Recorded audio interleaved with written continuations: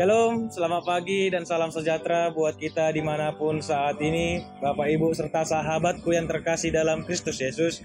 Sebelum kita memulai aktivitas pada pagi hari ini, Kamis tanggal 22 Juli 2021, saya mau mengajak Bapak Ibu untuk mendengarkan renungan firman Tuhan yang telah ditetapkan hari ini, terambil dari kitab Yesaya pasal yang ke-44, ayatnya yang ke-6, beginilah dikatakan.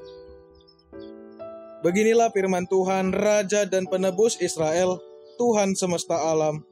Akulah yang terdahulu dan akulah yang terkemudian. Tidak ada Allah selain daripadaku. Demikian bunyinya. Bapak Ibu serta sahabatku yang terkasih dalam Kristus Yesus, sejenak kalau kita mau melihat, ini bukanlah sebuah perkataan yang biasa. Di dalam perjanjian baru pun juga sering kita mendengar bahwa aku adalah Alfa dan Omega, seru Tuhan kita.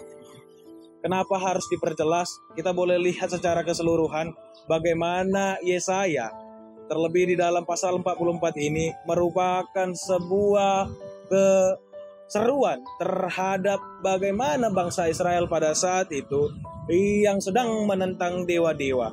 Yang mereka sebenarnya tidak bisa lagi menentang dewa-dewa dikarenakan pada masa itu raja mereka yang memimpin mereka memaksa mereka untuk menyembah patung dan berhala-hala selain daripada Tuhan yang mereka sembah. Tentu ini membuat kejanggalan bagi mereka, membuat suatu hal yang benar-benar menjadi sebuah pernyataan. Ada berapakah Tuhan? Ada berapa banyakkah Tuhan di muka bumi ini? Kenapa kami harus menyembah ini padahal kami sudah mempunyai Tuhan sendiri?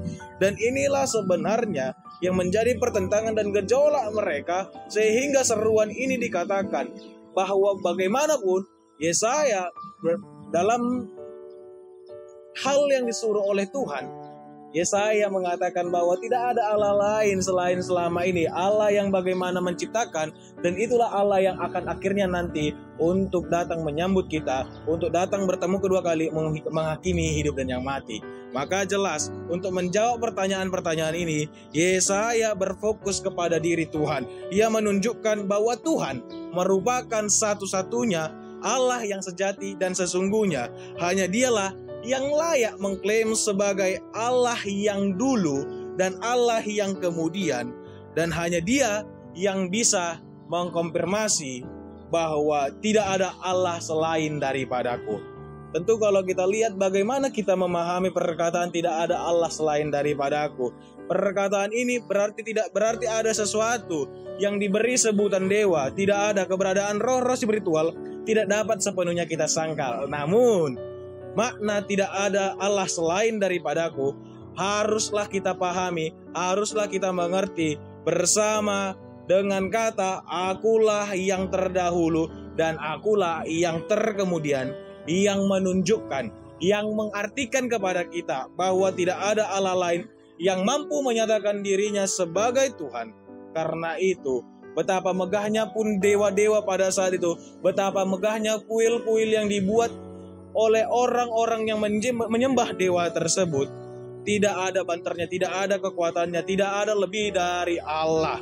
Maka harus dipahami ungkapan tidak ada Allah selain daripadaku harus dipahami secara benar bahwa ketika kita lihat melanjutan dari ayat ini, tidak ada selain gunung batuku, gunung batu yang melambangkan perlindungan dan sandaran. Jelas Alkitab sangat mengatakan bahwa hanya Tuhan yang merupakan gunung batu. Berarti kalau ada dewa-dewa, kalau ada selain daripada Allah yang kita sembah, mungkin tidak ada sekuat dan semegah Tuhan kita.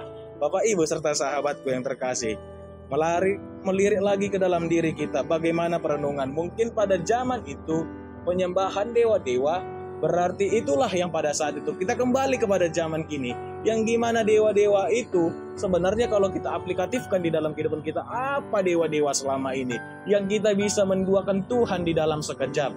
Tentu yang paling besar yang sering kita dewakan adalah ketakutan kita, hati kita, uang kita, ketenaran, status, derajat, kenikmatan duniawi. Bahkan Bapak Ibu, dewa-dewa modern inilah yang sering kita percaya, dan sering kita anggap sangat kuat dan tampaknya layak dipercaya. Tetapi kita boleh melihat bagaimana semegahnya orang itu, bagaimana sekayanya orang itu. Dia tidak pernah bisa menikmati kalau dia tidak mensyukuri berkat Tuhan tersebut. Tetapi jika kita percaya bahwa dewa-dewa yang selama ini kita sembah, yang kita duakan Tuhan kita semestinya, bahwa bukan dewa inilah yang seharusnya benar-benar kita sembah, maka jelas iman kita tidak terkoyakkan. Pertanyaan kembali kepada kita melalui firman Tuhan hari ini diserukan kepada kita, bahwa sudah berapa lamakah dewa-dewa ini hinggap di dalam diri kita. Maka kalau kita sudah dinyatakan oleh firman Tuhan melalui Yesaya pada saat ini, bahwa Tuhan menegaskan bahwa tidak ada Allah lain, Dialah Allah yang terdahulu, Allah yang terkemudian, maka mulai sekarang mari kita mengekspresi diri kita, mari kita melihat kembali ke dalam diri kita untuk menghilangkan semua dewa-dewa, semua yang kita sembah selama ini, semua yang kita agungkan selama ini selain Tuhan. Sehingga apa? Sehingga keimanan kita semakin dewasa dan Tuhan semakin memampukan kita melawan dewa-dewa, melawan yang berbau untuk menduakan Tuhan. Selamat merenung. Tuhan Yesus memberkati. Shalom.